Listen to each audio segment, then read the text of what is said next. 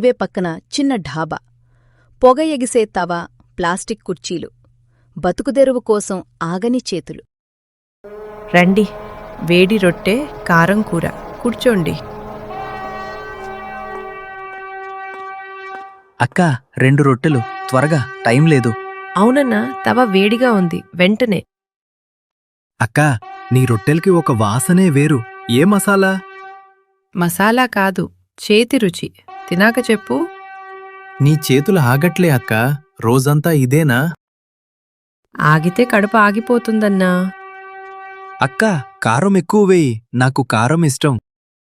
ఎక్కువ కారమంటే నీళ్ళెక్కువ తాగాలి, ఓకేనా? ఓకే, నీళ్లున్నాయిగా. ఉన్నాయి, కాని కారం నా దగ్గర స్పెషల్.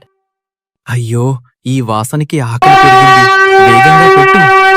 ఇదిగో ఒకటి, ఇంకొకటి కూడా రెడీ. సూపర్! నెయ్యి కొంచెం వేసావా? నెయ్యి లేదన్నా, కాని తవా మీద మంచి నూనెంది.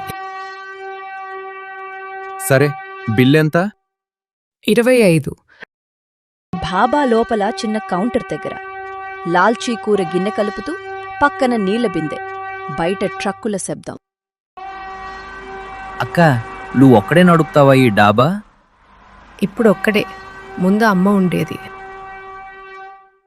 అమ్మాయి ఎక్కడా? అనారోగ్యం, ఇంట్లో, మందులు ఖర్చు ఎక్కువ. అందుకే నువ్వు ఇలా కష్టపడుతున్నావా?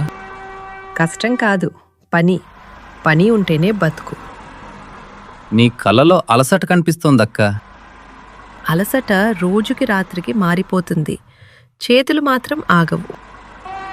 ఇంకా ఎవరైనా సహాయం చేస్తారా?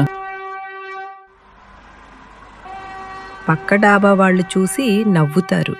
సహాయం కాదు, పోటీ. పోటీకి నీ దగ్గరేముంది? రొట్టె, కారం, ఇంకా నా మసాలా. అదేనా ఈ వాసన? ఒకసారి చూపించు. చూపిస్తా, కానీ రహస్యంగానే ఉండాలి. తవా పక్కన లాల్చీ పాతగాజు సీసాను షెల్ఫ్ నుంచి తీస్తుంది. సీసాలో ఎర్ర మిరపపొడి మెరుస్తుంది. దీపం వెలుతురులో అది మరింత కాంతివంతంగా కనిపిస్తుంది. ఇది చూడు, మా ఇంటి ఎర్రమిరప పొడి. అబ్బా, రంగు ఎలా ఉంది? సాధారణ మిరపపొడి కాదు. సాధారణది కాదు, ఎండలో 2 రోజులు, తర్వాత రాత్రి చల్లగాలి. అంటే నువ్వే తయారు చేస్తావా? అవును, అమ్మ నేర్పింది. నా చేతుల్లోనే బాగుంటుంది. అక్కా, కారం కాటు బావుంది. గొంతు మండుతోంది కానీ ఆపలేకపోతున్నా. అదే కావాలన్నా, తినేంతవరకు గుర్తుండాలి. ఇలా ఉంటే నీ డాబా బాగా నడుస్తుంది. నడవాలి, అప్పుంది. ఎంతప్పు?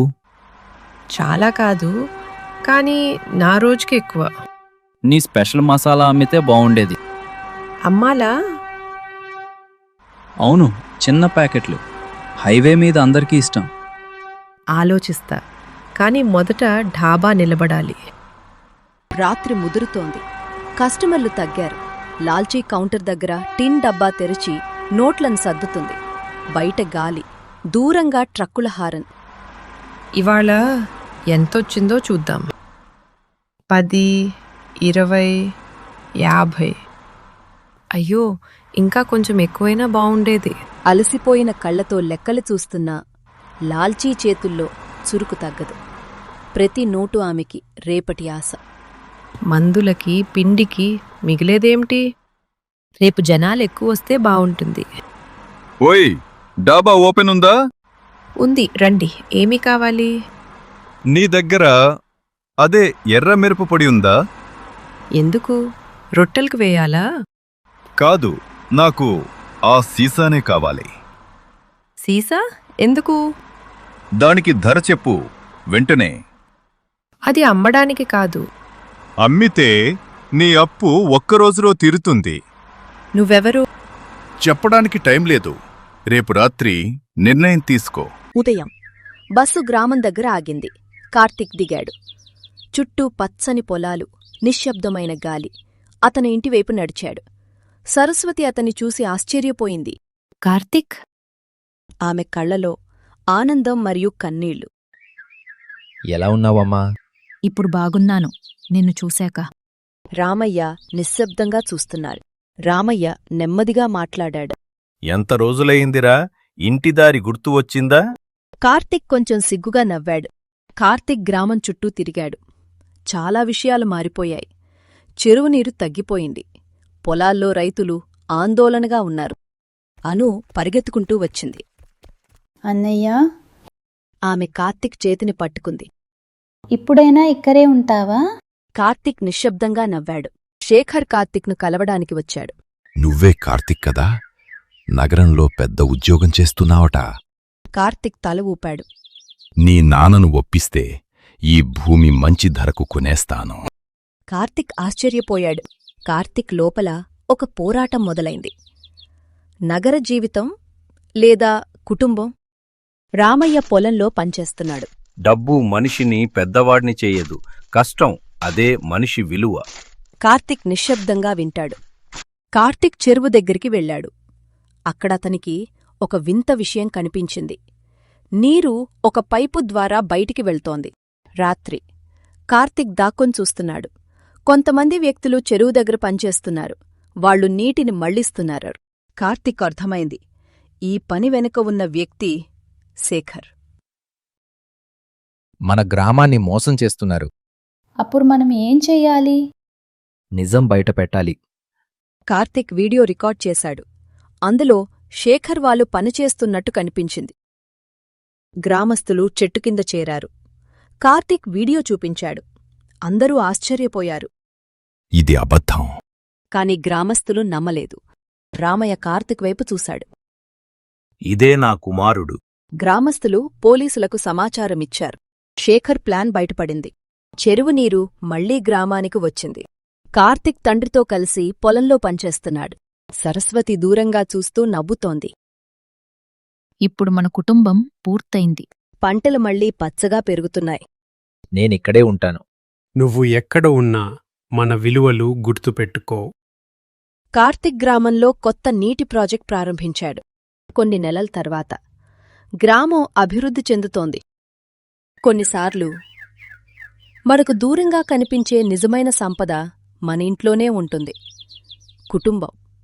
అదే మన జీవితానికి బలం. పచ్చని పొలాలతో నిండిన ఒక అందమైన గ్రామం. పొద్దున్నే సూర్యుడు నెమ్మదిగా ఆకాశంలోకి ఎగబాకుతున్నాడు. పక్షులు చెట్లపై కిలకిలలాడుతున్నాయి. దూరంగా ఎద్దులు పొలాల్లో నడుస్తూ నేల దున్నుతున్నాయి. మహిళలు బావి దగ్గర నీళ్లు తీసుకుంటూ నవ్వుతూ మాట్లాడుకుంటున్నారు.